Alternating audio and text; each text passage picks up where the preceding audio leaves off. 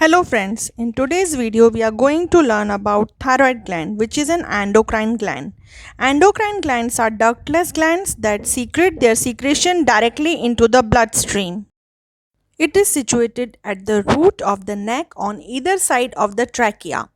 It has two lobes which are connected in the middle by an isthmus, as you can see in the diagram.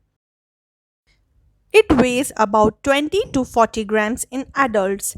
Let me tell you an interesting fact about thyroid gland. It is slightly larger in females than in males. Did you know the fact? You would be amazed to know that the structure and the functions of the thyroid gland changes in different stages of the sexual cycle in females. Its function usually increases slightly during pregnancy and lactation and decreases during menopause. Now let me tell you the histology of thyroid gland. Thyroid gland is composed of large number of closed follicles. These follicles are lined with cuboidal epithelial cells which are called the follicular cells. So these follicular cells are tiny little cells that secrete tetraiodothyronine and triiodothyronine, means T4 and T3. As you can see in the diagram, in between the follicles, the parafollicular cells are also present. These cells secrete calcitonin. Now let's learn about the hormones of thyroid gland. Thyroid gland mainly secretes three hormones. Number one, tetraiodothyronine or T4. It is also known as thyroxine.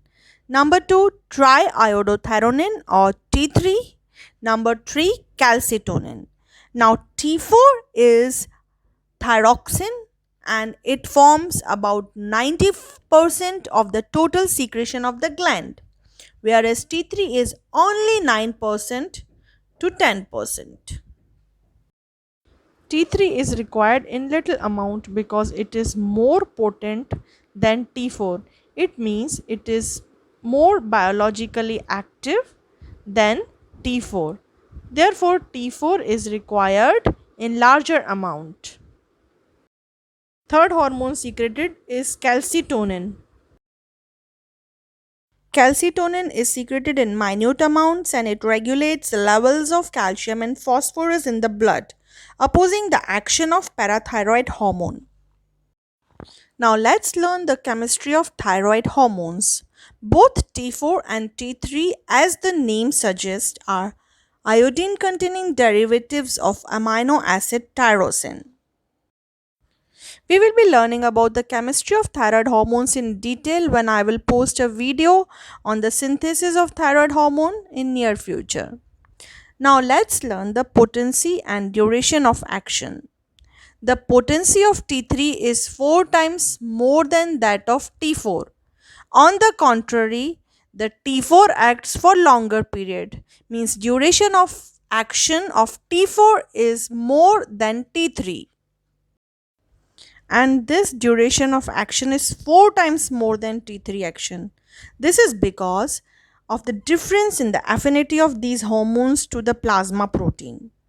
Now T3 has less affinity for plasma protein and combines loosely with them so that it is released quickly, whereas T4 has more affinity and strongly binds with plasma protein so that it is released slowly.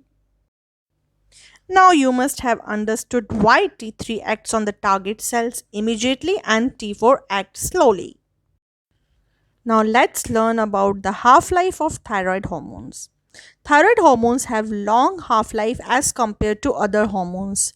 T4 has a long half-life of 7 days, whereas half-life of T3 is varying between 10 and 24 hours. Now let's learn about the rate of secretion of thyroid hormones. The rate of secretion of thyroxine is 80 to 90 microgram per day. The rate of secretion of T3 is 4 to 5 microgram per day. There is another hormone called reverse T3. It is secreted 1 to 2 microgram per day.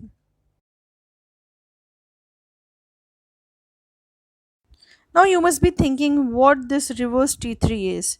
So reverse T3 is metabolically inactive form of thyroid hormone which is generated from T4 during the synthesis of thyroid hormones. We'll be learning it in the upcoming videos.